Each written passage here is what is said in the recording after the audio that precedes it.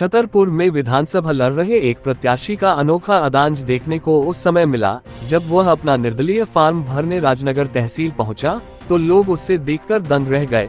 निर्दलीय फार्म भरने पहुंचे इमरान खान गधे में सवार होकर अपना पर्चा भरने पहुंचा। नामांकन भरने के पूर्व उसने बताया कि वह अभी तक 7 चुनाव लड़ चुका है, कभी भी उसकी जीत नहीं हुई, हर बार उसकी जमानत जब्त हो गई, लेकिन इस बार गधे में बैठकर नामांकन भरने आया ताकि जो नेता चुनाव जीते वह जनता की समस्या हल न करे तो उससे गधे पर बैठाकर जनता घुमाए। छतरपुर से सुनील कुशवाहा।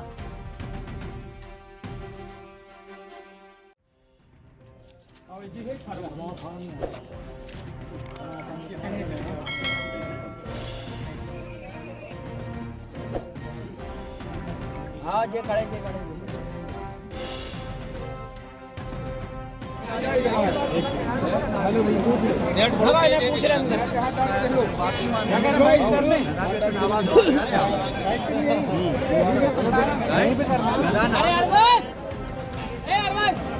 उन्हें बुलाओ तहसीलदार साहब।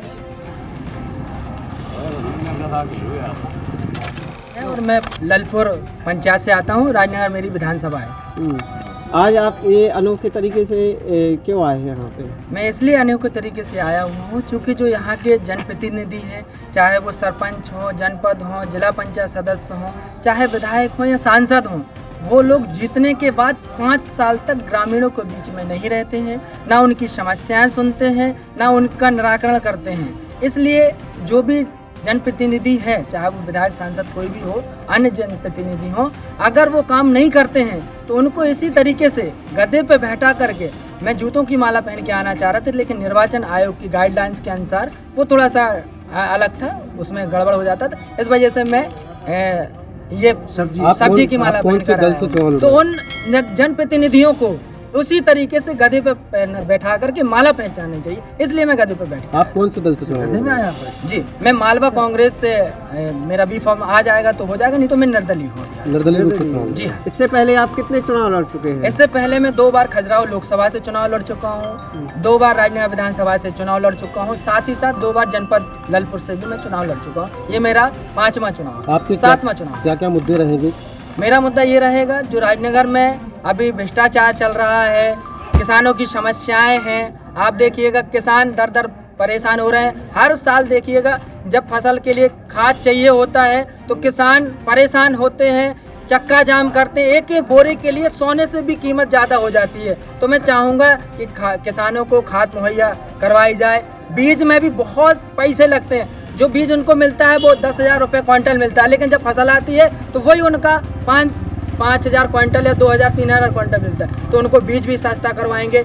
आप स्वास्थ्य की व्यवस्थाएं देखिए, यहाँ पे पूरे तरीके से चरमराई हुई है। चाहे आप राजनगर देख लें, चाहे लवकुश नगर देख लें, चाहे आप खजुराहो देख लें, चाहे चंदनगर, जब तहसीलों की और यहाँ पे जो शहरी ग्रामीण इलाका है, यहाँ पे व्यवस्थाएं सही नहीं है स्वास्थ्य की, तो आप ग्रामीण इलाकों में, रूरल एरिया में जाके देखिए कितनी व्यवस्थाएं बिल्कुल अव्यवस्थाएं हैं स्वास्थ्य को लेकर के।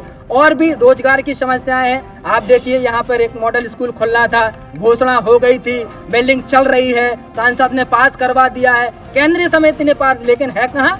कुछ भी नहीं है, अभी 0 सन्नाटा है। गांव में देखिए, हर पंचायत में आप देखिए गौशालाएं बनी हुई हैं, लेकिन एक भी गौशाला, शायद 100 में 2-4 हो, वो इक्का दुक्का होगी, उनका नहीं माना जाता है। कोई भी गौशाला प्रॉपर तरीके से चालू नहीं है। आवारा गाय सड़कों पर बैठी हुई है। मेरा भाई, मेरी बहन, मेरी माताएं, एक्सीडेंट होता है तो इंतकाल हो जाता है, खत्म हो जाती है, उसके लिए कौन जिम्मेदार है? अगर आपको नहीं करना तो काहे कि बोले मैं गौ प्रेमी, मैं गांव के लिए ये करूंगा, मैं गांव के लिए वो करूंगा। अगर आपको नहीं करना तो आपने गौशालाएं क्यों बनवाई? आप उसका सही तरीके से प्रबंध कर दिए। केवल वोट की राजनीति करते हैं, चाहे वो कांग्रेस हो चाहे बीजेपी हो। हम गौ प्रेमी है। अन्य आपके द्वारा क्या क्या विरोध किया गया? मैं किसी का विरोध नहीं करेगा। मैं तो ये है, जो लोगों की समस्याएं हैं वो उठाता हूँ। चाहे मैं विरोध सभी का करता हूँ, मैं गलत का विरोध करता हूँ। चाहे वो कांग्रेस करेगी तो उसका करूंगा, बीजेपी करेगी तो उसका करूंगा। शासन प्रशासन के अधिकारी, यहाँ तक कलेक्टर, एसपी, कोई भी शासन प्रशासन का अधिकारी होगा, अगर वो गलत करेगा, अगर पीड़ित को न्याय नहीं मिलेगा तो उसके लिए मैं आंदोलन किए हैं, करता रहूंगा, आवाज उठाता रहूंगा।